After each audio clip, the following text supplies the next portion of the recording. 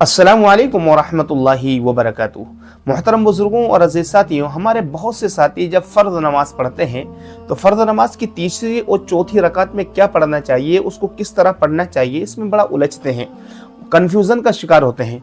आप सबको मालूम है मसला ये है कि फ़र्ज़ नमाज की तीसरी और चौथी रकात के अलावा चाहे कोई सी नफल नमाज हो, सुन्नत नमाज हो, वाजिब नमाज हो, सुन्नत मुक्कदा हो, गैर मुक्कदा हो, कोई सी भी नमाज हो, हर नमाज के अंदर सूरह फातिहा के बाद सूरत का मिलाना ज़रूरी है।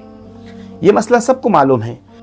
लेकिन जब फ़र्ज़ नमाज अदा की जा रही होती है तो उसमें तीसरी और चौथी रकात में बहुत से साथी उलझते हैं, बहुत से साथी कन्फ्यूज़न का शिकार होते हैं कि इसमें हमें क्या पढ़ना चाहिए, तीसरी और चौथी रकात किस तरह पढ़ें।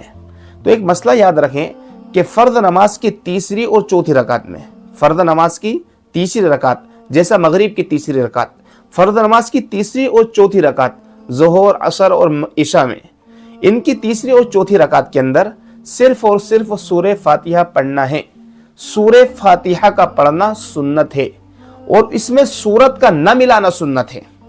लेकिन अगर इस दरमियान किसी ने सूरह फातिहा के बाद में सूरत को मिला लिया, मसलन मगरिब की तीसरी रकात में, ज़ोहर की तीसरी और चौथी रकात में, असर की तीसरी और चौथी रकात में, इशा की तीसरी और चौथी रकात में अगर किसी शख्स ने सूरह फातिहा के बाद कोई सूरत पढ़ ली, मिसाल के तौर पर कुल हुवल्लाहु अहद पढ़ ली, इन्ना अतैना कल कौसर पढ़ ली, तो उसकी नमाज हो जाएगी, सजदा सहू की ज़रूरत नहीं है, यानी सजदा सहू करने की ज़रूरत नहीं है।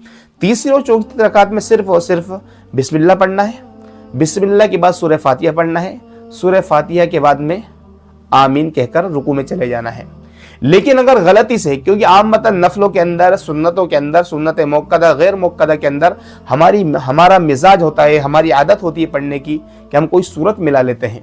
तो अगर किसी ने भूले से कोई सूरत पढ़ ली तो कोई हरज नहीं है, उसमें सजदा करने की ज़रूरत नहीं है।